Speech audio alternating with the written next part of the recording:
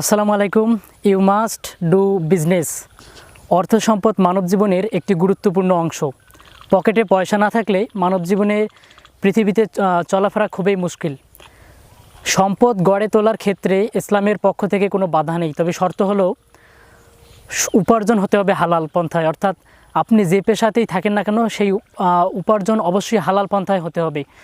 তবে উপার্জনের সবথেকে উত্তম ও শ্রেষ্ঠ পন্থা হচ্ছে ব্যবসা করা। কেননা ব্যবসার মাধ্যমে যত বেশি সেবা এবং দিনের খেদমত করা যায় বা যত বেশি সেবা মানুষের কাছে পৌঁছে দেওয়া যায়, তা অন্য আর কোনো পেশার মাধ্যমে করা সম্ভব হয়ে ওঠে না।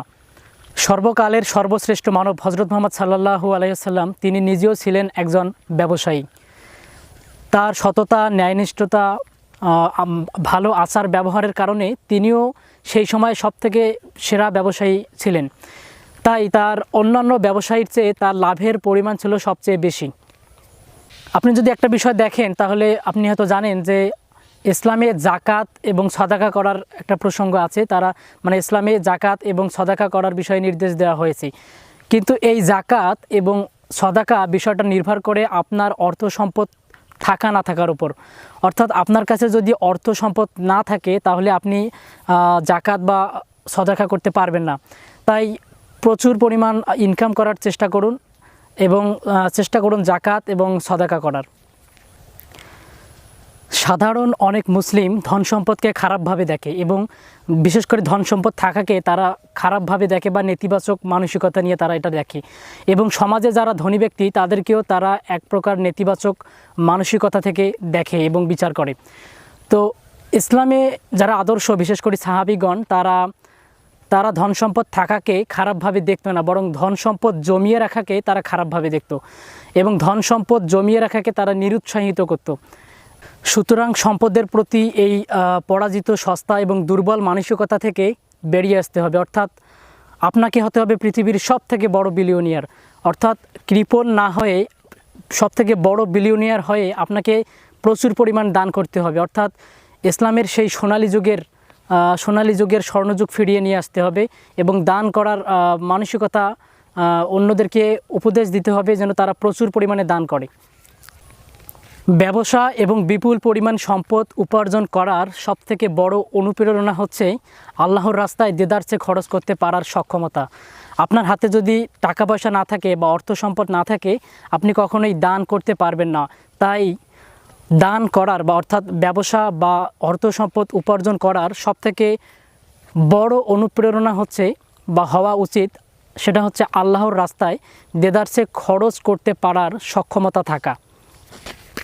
প্রত্যেক সফলতার পেছনেই কিছু অভ্যাসের হাত আছে, তেমনি ব্যবসায় সফল হওয়ার জন্য কয়েকটি অভ্যাস আছে। তার মধ্যে একটি হচ্ছে নিজের জ্ঞান অর্জনের জন্য অর্থ ব্যয় করা।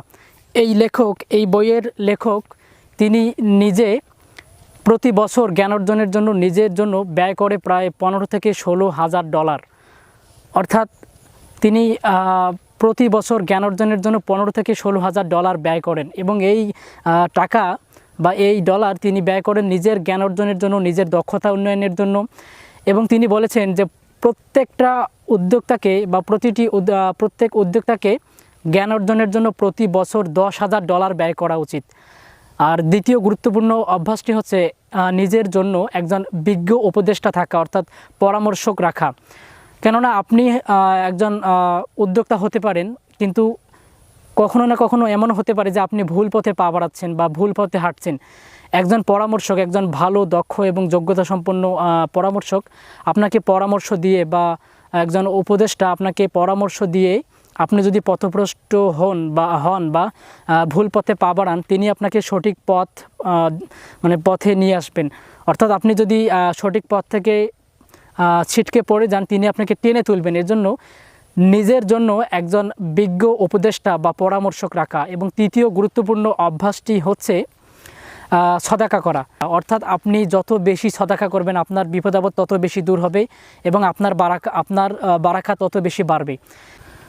ছোট একটি বই, প্রায় 27 পৃষ্ঠার একটি বই, আপনি অল্প সময়ের মধ্যে এই বইটি পড়তে পারেন। বইটি লিখেছেন ডক্টর তাওফিক চৌধুরী। মুসলিম এন্টারপ্রেনার নেটওয়ার্কের সঙ্গে একটা সাক্ষাৎকারে চমৎকারভাবে উপস্থাপন করেছেন এবং এই বইটি সেই সাক্ষাৎকারের আলোকেই রচিত। আপনি চাইলে বইটা অর্ডার দিয়ে কিনে পড়তে পারেন এবং খুব সুন্দর একটি বই। সো আশা করি বইটা সম্পর্কে অনেকটা ধারণা পেয়েছেন। ধন্যবাদ সবাইকে। আসসালামু আলাইকুম।